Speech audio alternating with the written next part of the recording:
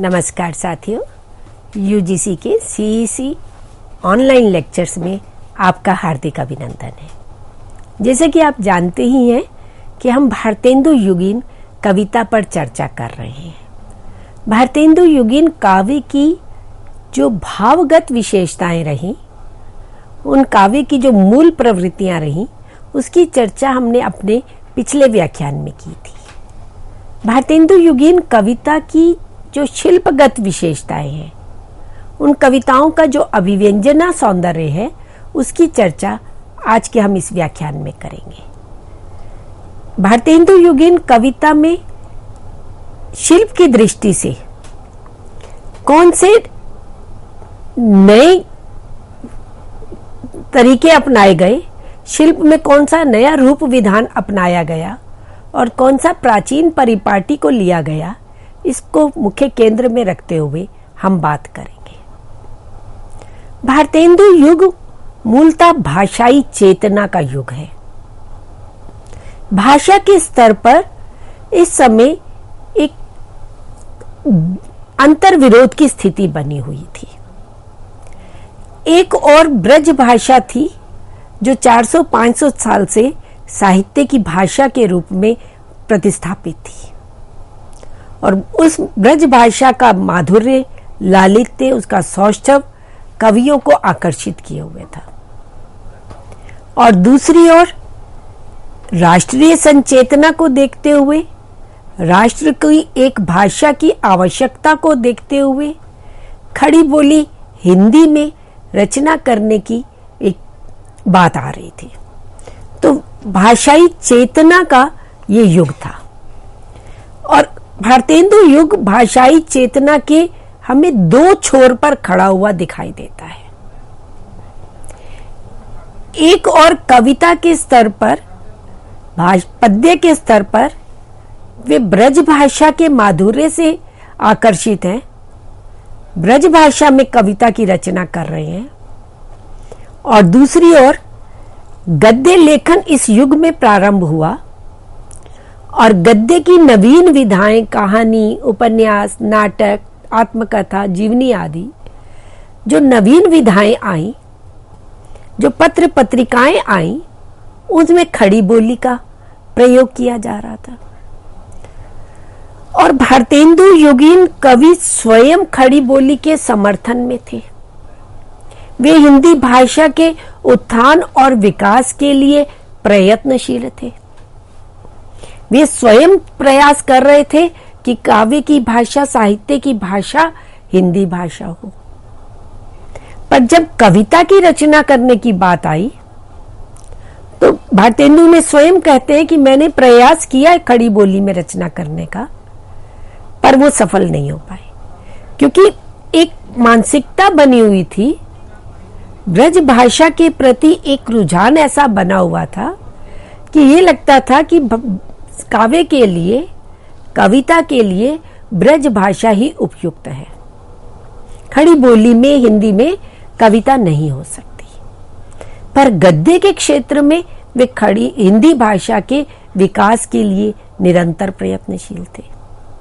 और इस युग में हिंदी बनाम उर्दू, हिंदी बनाम अंग्रेजी एक आंदोलन भी चला। भारतेंदु स्वयं निज भाषा की उन्नति की बात करते हैं। वे कहते हैं, निज भाषा उन्नति आहे, सब उन्नति को मूल, बिन निज भाषा ज्ञान के मिटे न हिय को सूल। तो जब तक अपने राष्ट्र की भाषा की उन्नति नहीं होगी, तब तक देश की उन्नति नहीं हो सकती। और आज भी हम इस बात को स्वीकार कर रहे हैं। जो बात आज से 100 साल पहले भारतेंदु कह गए हैं, ये बात आज भी उसी रूप में लागू हो रही है। आज भी हिंदी दिवस मनाया जाता है, हिंदी सप्ताह मनाया जाता है, परंतु अंग्रेजी मानसिकता के कारण अंग्रेजी का वर्चस्व बना हुआ है, और ये अंग्रेजी के प्रति रुझान उस समय भी अंग्रेजी शासन के कारण हो गया था। और दूरदर्शी इन भारतेंदु आदि साहित्यकारों ने अपनी भाषा की अस्मिता की बात की, क्योंकि वे जानते थे अपनी भाषा के को अगर हम महत्व नहीं देंगे, अपनी भाषा के प्रति हम गौरवान्वित नहीं होंगे, तो हम कभी भी आज़ाद नहीं हो सकते, कभी भी हम मानसिक रूप से स्वतंत्र नहीं हो सकते। इसीलिए वे अपनी भाषा की उन्नति को ही सब उन्नति का मूल मानते हैं। उस समय क्योंकि बंगाल में नव जागरण की लहर प्रारंभ हुई थी 1825 में, राजा राम मोहन राय ने अंग्रेजी शिक्षा से प्रभावित होकर, उनके ज्ञान विज्ञान से प्रभावित होकर के वैदिक कॉलेज की स्थापना की, और वहां भारतीय साहित्य के साथ साथ पाश्चात्य साहित्य का भी अध्ययन कराया जा रहा था, और नव युवक नव युवतियां उस पाश्चात्य साहित्य की ओर, अंग्रेजी भाषा की ओर अधिक प्रभावित हो रहे थे। और वो बंगाल से होता हुआ जब हिंदी भाषी प्रदेश में पहुंची ये लहर, तो भारतेंदु ने दूरदर्शिता को अपनाते हुए देखा कि अपनी भाषा को अगर हमने महत्व नहीं दिया, अगर हम विदेशी भाषा के गुलाम बन गए, तो हमारी उन्नति नहीं हो सकती। वे मानते हैं कि अंग्रेजी पढ़ करके हम कूप मंडूकता से निकलेंगे, ज्ञान विज्ञान के नए क्षेत्रों के द्वार खुलेंगे, परंतु अपनी भाषा के ज्ञान के बिना हम हीन के हीन रहेंगे। वे कहते हैं अंग्रेजी पढ़ के यद्यपि सब गुण होत प्रवीण, पै निज भाषा ज्ञान बिन रहत हीन के हीन। तो आप दूसरी भाषा पढ़िए, जितना मर्जी अध्ययन कीजिए, परंतु अपनी भाषा को त्याग कर, अपनी भाषा के ज्ञान के बिना अगर आप विदेशी भाषा की ओर आकर्षित होते हैं, तो रहत हीन के हीन। तो यही स्थिति आज भी है। आज भी आवश्यकता है अपनी भाषा के प्रति गौरव अनुभव करने की। इसी तरह से प्रताप नारायण मिश्र भी कहते हैं, चाहो जो सांचो निज कल्याण, तो सब मिली भारत संतान, जपो निरंतर एक जबान, हिंदी हिंदू हिंदुस्तान। तो यदि अपना कल्याण चाहते हो तो भारत की सभी संतानें मिलकर के अपनी भाषा पर, अपनी संस्कृति पर और अपने राष्ट्र पर गर्व करें। हिंदी, हिंदू और हिंदुस्तान की बात करते हैं। तो अपने कल्याण का एकमात्र रास्ता वे यही बताते हैं कि अपनी भाषा, अपनी संस्कृति और अपने राष्ट्र का सम्मान करें। तो इस तरह से हम देखते हैं कि भारतेंदु युगीन जो कविता है उसमें ब्रज भाषा का सरस प्रयोग मिलता है। जो ब्रज भाषा का प्रयोग रीतिकालीन कवि कर रहे थे, परिनिष्ठित ब्रज भाषा का जो दरबारी साहित्य में आ जाने के कारण एक कृत्रिमता को धारण किए हुए थी, उस भाषा को भारतेंदु युगीन कवियों ने नहीं अपनाया। इन्होंने अपनाया सूरदास वाली लोक में प्रचलित ब्रज भाषा को, जिसमें लालित्य था, जिसमें कमनीयता थी, जिसमें स्वच्छंदता थी, जो प्रभाव युक्त थी और लोकोक्तियों के सौंदर्य से संपन्न थी।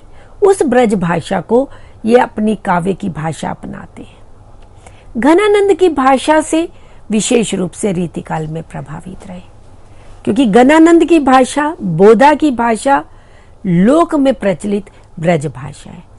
तो जो लोकमुख में प्रचलित ब्रज भाषा थी, उस भाषा को ये नगर में रहने वाले नागरी लोग, भारतेंदु, प्रताप नारायण मिश्र, अंबिका दत्त, ये सब नगर में रहने वाले थे, परंतु भाषा का प्रयोग कर रहे हैं जो लोक में प्रचलित ब्रज भाषा थी। एक उदाहरण देखें हम तो उसको देख करके बिल्कुल हमें लगेगा कि एकदम सूरदास वाली भाषा है, घनानंद वाली भाषा है।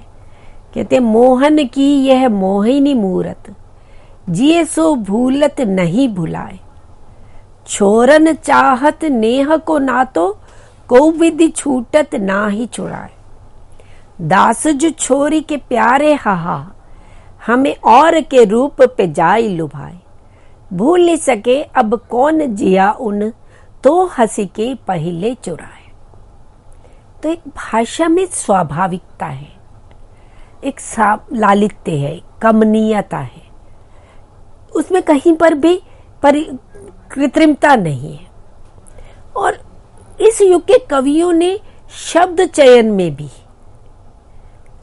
दूसरी भाषाओं के, लोक भाषाओं के, समाज में प्रचलित भाषाओं को भी ग्रहण करने में परहेज नहीं किया। इतर भाषा के शब्दों का बहुत प्रयोग किया है।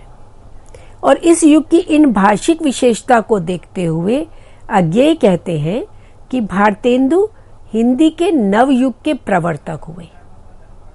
इसका कारण उनकी लोकोन्मुखता थी कि नवयुग को लाने वाले नवजागरण के अग्रदूत बने, अपने युग के प्रवर्तक। अब देखिए तो भारतेंदु मात्र 35 वर्ष का उनका जीवन रहा। कम समय में इतनी अधिक साहित्यिक, 70 से अधिक साहित्यिक रचनाएं की और प्रसिद्धि का, अपने युग के प्रवर्तक होने का मूल कारण उनकी यही लोकोन्मुखता रही, लोक से जुड़े हुए रहे। और ये युग भाषा क्रांति का दूसरा चरण था।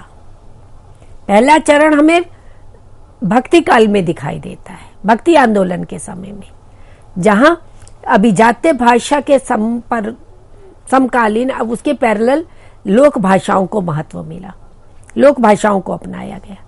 वहीं आधुनिक काल में आकर के भारतेंदु युग में भाषाई क्रांति की दृष्टि से दूसरा चरण माना जाता है, जिसका ध्येय था साधारण जन की भाषा का अंगीकार।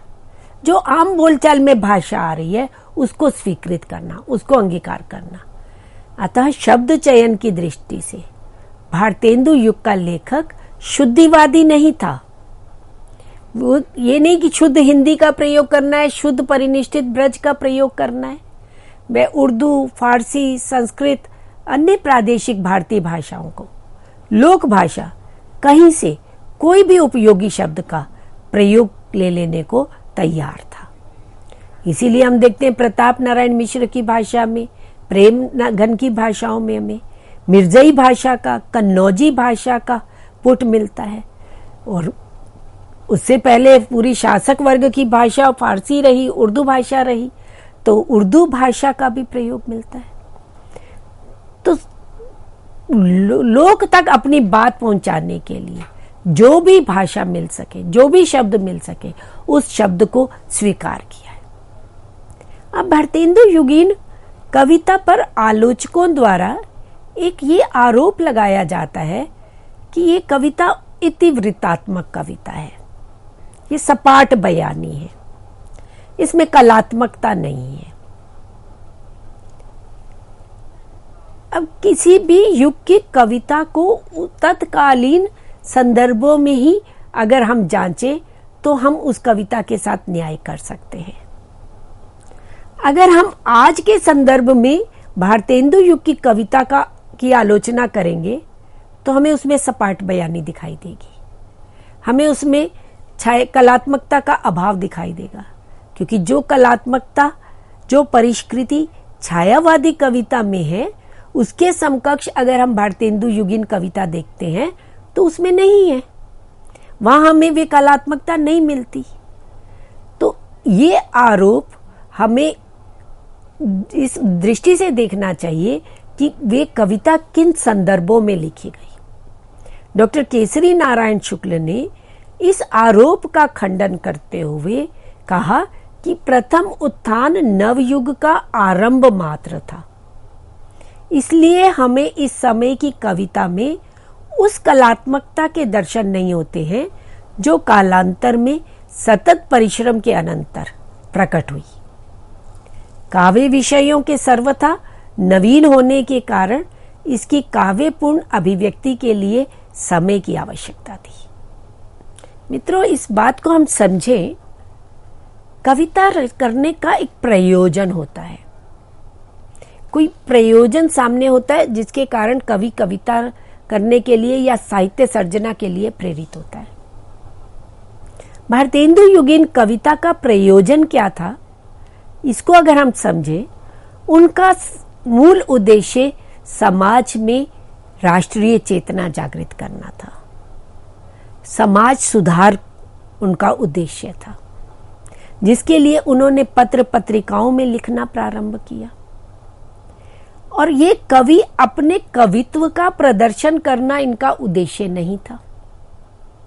वे कविता कर रहे हैं समाज को उद्बोधित करने के लिए, समाज को प्रेरणा देने के लिए, और कलात्मकता की ओर तो ध्यान भी नहीं था, उतना उनके पास समय ही नहीं था, क्योंकि पत्र पत्रिकाओं में जो लिखा जा रहा है वह लिखा जाए जो जन सामान्य की समझ में आ जाए, जो जन सामान्य के मनोमस्तिष्क पर छा सके। तो कविता भी ऐसी, उसकी भाषा भी ऐसी, तो इसलिए उसमें कलात्मकता के दर्शन करना या उस पर इतिवृत्तात्मकता का सपाट बयानी का आरोप लगाना ये अनुचित है। काव्य रूपों की बात करें तो भारतेंदु युगीन कवियों ने प्रबंध काव्यों की रचना भी की है, मुक्तक काव्यों की रचना भी की है। प्रबंध गीति, रानी छद्म लीला, तन्मय लीला, ये प्रबंध गीति की रचना की। निबंध काव्यों की रचना भी की है, विजयिनी, विजय वैजयंती, हिंदी भाषा। प्रगीत मुक्तकों की भी रचना की है। तो काव्य रूपों में पर्याप्त वैविध्य इस काल की कविता में हमें दिखाई देता है। मुक्तक रूप में, प्रबंध रूप में, प्रबंध गीति रूप में, निबंध काव्य, प्रगीत मुक्तकों के रूप में। जबकि इससे पूर्व भक्ति काल में, रीति काल में इतने काव्य रूप, इतनी काव्य वैविध्य नहीं मिलता है। ये नवीन विधाएं इस काल में कविता के क्षेत्र में प्रारंभ हुई और इन कवियों ने व्यंग्य गीतियों की रचना की। समय ऐसा था, अंग्रेजी शासन के विरुद्ध, ब्रिटिश शासन के विरुद्ध स्पष्ट कथन नहीं कर सकते थे, तो व्यंग्य रूप में, पैरोडी के रूप में वे उन पर आक्षेप करते थे। पैरोडी में भारतेंदु ने उर्दू नाटक इंद्र सभा के गीतों की पैरोडी की बंदर सभा के नाम से। ऐसे ही उर्दू में एक काव्य रूप स्यापा प्रचलित था और उसको ये हिंदी में ले आए, क्योंकि उस समय उर्दू बनाम हिंदी एक आंदोलन चल रहा था और उस आंदोलन में एक पक्ष उर्दू का हिमायती था और दूसरा पक्ष हिंदी का पक्षधर था, संस्कृत निष्ठ हिंदी का पक्षधर था। तो उस समय में उर्दू की जो स्थिति थी, वो एक लेख छपा उर्दू मारी गई, तो उसको देखते हुए भारतेंदु ने उर्दू का स्यापा इस शैली, काव्य रूप की शैली में, स्यापा काव्य शैली में रचना की। है उर्दू, हाय हाय कहाँ सिदारी, हाय हाय। तो इस तरह से एक नवीन व्यंग्य रूप में, पैरोडी रूप में, स्यापा रूप में और गाली शैली में भी रचना की, समदिन मधुमास के रूप में। और नए जमाने की मुकरी मिलती है, मुकरी जिसका प्रारंभ हमें आदिकाल में अमीर खुसरो में दिखाई देता है। अमीर खुसरो की मुकरियां बड़ी प्रसिद्ध रही, तो उन मुकरियों को नए जमाने की मुकरी कह करके भारतेंदु प्रस्तुत करते हैं। और भारतेंदु युगीन अन्य कवि भी, प्रेमघन और प्रताप नारायण मिश्र आदि ने भी मुकरियों की रचना की। प्रेमघन ने हास्य बिंदु की रचना की, प्रताप नारायण मिश्र ने तृप्यंताम, हर गंगा, बुढ़ापा, ककाराष्टक की रचना की। एक इनका मुकरी का उदाहरण हम देखते हैं, आपको मित्रों समझ में आ जाएगा किस तरह की मुकरी करते हैं। सब गुरुजन को बुरा बतावे, अपनी खिचड़ी आप पकावे, भीतर तत्व न झूठी तेजी, क्यों सखी साजन नहीं अंग्रेजी। तो ये अंग्रेजी पर व्यंग्य करते हुए, भीतर तत्व न झूठी तेजी, तो ये व्यंग्य कर रहे हैं और इस अंग्रेजी का प्रयोग करने वालों पर भी व्यंग्य करते हैं। तो ये मुकरियां हैं कि पहले एक बात कहना और फिर उससे मुकर जाना, उसको कहना नहीं नहीं ये ऐसा नहीं, ये बात है। तो वो कहती क्यों सखी साजन नहीं अंग्रेजी। तो ये मुकरी की एक शैली है जो हमें दिखाई देती है।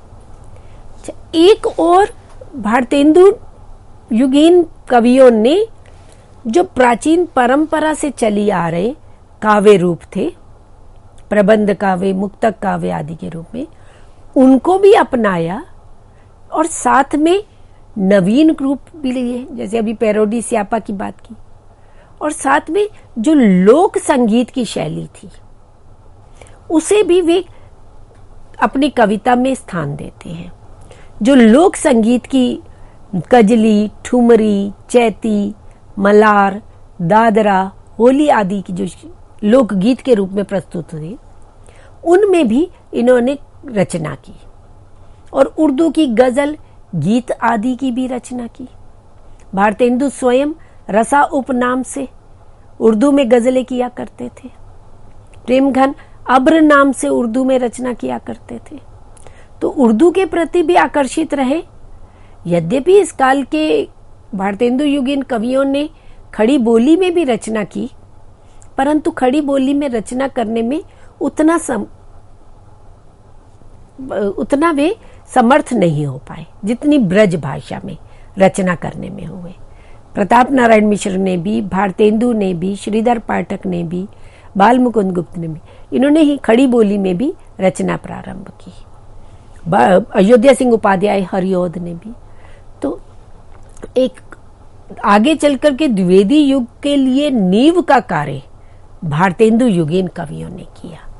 एक भूमिका प्रस्तुत, एक पृष्ठभूमि प्रस्तुत कर दी, खड़ी बोली के लिए एक वातावरण तैयार कर दिया और नवीन काव्य रूपों को, नवीन शैलियों को लेकर के आए। और अधिकांशतः इन कवियों ने पद शैली को अपनाया है, पदों की रचना अधिक की है। और जो संस्कृत से शतक की परंपरा रही, सतसई रचना की परंपरा हम रीतिकाल में भी देखते हैं, वे सतसई रचना की परंपरा भारतेंदु युग में भी दिखाई देती है। अयोध्या सिंह उपाध्याय, हरिऔध ने कृष्ण शतक की रचना की। प्रताप नारायण मिश्र ने लोकोक्ति शतक की रचना की, रसखान शतक की रचना की। अंबिका दत्त व्यास ने सुकवि सतसई की रचना की। तो ये सतसइयों की रचना भी इस काल में हुई। और रीति काल में काव्य समाज से बिल्कुल कट गया था। वे जनता की समस्याओं से दूर हो गया था, केवल राज दरबारों का श्रृंगार का काव्य बन करके रह गया था। पर भारतेंदु युग में आकर के काव्य समाज से जुड़ता है, समाज की समस्याओं को उठाता है। और समाज तक कविता पहुंचने के लिए इस युग में साहित्यिक गोष्ठियों की रचना की गई, साहित्यिक गोष्ठियां बनाई गई, जहां कवियों को कविता करने की, अपनी कविताओं को प्रस्तुत करने की, उसमें उसको मांझने संवारने की सुविधा मिलती थी। और वहां समस्या रखी जाती थी और उन समस्याओं की पूर्ति होती थी। तो समस्या पूर्ति के रूप में भी इस युग में कविता की रचना हुई। तो काव्य रूप की दृष्टि से मित्रों हमने देखा कि अनेक नवीन विधाओं को भी, नवीन काव्य रूपों को, नवीन काव्य शैलियों को भी इस युग के कवियों ने अपनाया और प्राचीन परंपरा की काव्य रूपों को भी स्वीकार किया। अब हम अभिव्यंजना शिल्प की दृष्टि से देखें अलंकरण की प्रवृत्ति को, तो जो रीतिकालीन कविता में चमत्कृति, एक अनुसरण वृत्ति थी, उसका अभाव इस काल की कविता में मिलता है। अब कविता में चमत्कार दिखाना या एक दूसरे की नकल करते हुए अधिक से अधिक अलंकारों का, सौंदर्य अलंकारों का प्रयोग करना, यह इस कविता की प्रवृत्ति नहीं रही। कविता में अलंकारों की एक स्वाभाविक छटा दिखाई देती है। उत्प्रेक्षा अलंकार, उपमा अलंकार, श्लेष, यमक आदि शब्दोलंकारों का प्रयोग भी किया और अर्थालंकारों का भी। एक उदाहरण हम देखते हैं उत्प्रेक्षा उपमा से पुष्ट व्यतिरेक का उदाहरण। साचई दीप शिखासी प्यारी, धूम केश तन जगमगाती, द्युति दीपक भई दीवारी। नायिका के सौंदर्य का वर्णन है, उसके काले केश है, गौरवर्ण है, वो कैसी सुशोभित हो रही है, दीप शिखासी उपमा है और उत्प्रेक्षा भी है और व्यतिरेक भी है। तो अलंकारों का एक स्वाभाविक प्रयोग हमें इस काल की कविता में मिलता है। छंद की दृष्टि से देखें तो छंदों का वैविध्य है। अधिकांशतः तो पद शैली का प्रयोग किया गया है, पर परंपरागत छंदों सवैया, रोला, छप्पय, कवित, हरिगीतिका का प्रयोग किया। जो बिहारी ने दोहों में रचना की, उन दोहों को कुंडलिया छंद में भाव विस्तार किया गया और साथ ही लोक प्रचलित छंदों का प्रयोग भी करते हैं। लावनी, कजली, ठुमरी, खेमटा, कहरवा, अद्धा, चैती, गजल आदि। तो परंपरागत छंद और लोक प्रचलित छंद दोनों ही प्रयुक्त होते हैं। और इसके साथ भारतेंदु ने बंगला के पयार छंद का भी प्रयोग किया प्रात समीरण कविता में। अंबिका दत्त व्यास ने बंगला के दीर्घ ललित छंद में काव्य रचना की। उर्दू में जो बहरों का प्रयोग होता है तो उन बहरों का प्रयोग हिंदी में किया गया। अतुकांत काव्य रचना भी हमें इस काल में मिलती है। अतुकांत काव्य रचना का बीज हमें भारतेंदु युग में दिखाई देता है, जो आगे चल करके हम द्विवेदी युग में और छायावाद में परिष्कृत रूप में देखते हैं। तो एक बीज रूप में अतुकांत काव्य रचना कंसवध के रूप में हमारे सामने भारतेंदु युग की आती है। और लोक छंदों को अपनाने पर भारतेंदु जी का विशेष बल रहा। वे कहते हैं, उत्साही लोग इसमें जो बनाने की शक्ति रखते हैं वे बनावें, जो छपवाने की शक्ति रखते हैं वे छपवा दें, और जो प्रचार की शक्ति रखते हैं वे प्रचार करें। मुझसे जो हो सकेगा मैं भी करूंगा। तो लोक छंदों में रचना करने का उन्होंने स्वयं भी प्रयास किया और अपने युगीन समकालीन अन्य कवियों से भी किया। तो ये तो मित्रों हमने देखे भारतेंदु युगीन कविता की अभिव्यंजना शिल्प की विशेषता है। निष्कर्ष रूप में हम देखें तो पूरा भारतेंदु युग अंतर विरोधी मूल्यों की अवस्थिति उसमें मिलती है। राजभक्ति बनाम राष्ट्रभक्ति, एक और राजभक्ति मिलती है और दूसरी ओर राष्ट्रीय संचेतना मिलती है। एक और भक्ति श्रृंगार की कविता रचते हैं और दूसरी ओर उसमें जनवादी प्रवृत्ति मिलती है। एक और ब्रज भाषा का लालित्य उन्हें आकर्षित कर रहा है, ब्रज भाषा में कविता की रचना कर रहे हैं, तो उसके साथ साथ खड़ी बोली में गद्य की रचना कर रहे हैं। प्राचीन परंपरा बनाम आधुनिकता, तो ये एक संक्रमण काल का युग रहा, जहां प्राचीन के साथ साथ आधुनिकता को लेकर के चलते हैं। एक नव युग का, नव जागरण का प्रथम चरण के रूप में इस युग को हम देख सकते हैं। तो इस तरह से मित्रों, आज हमने भारतेंदु युग की कविता की जो शिल्पजन्य विशेषताएं थी उन पर चर्चा की। अगली बार नए विषय के साथ पुनः प्रस्तुत होंगे। धन्यवाद।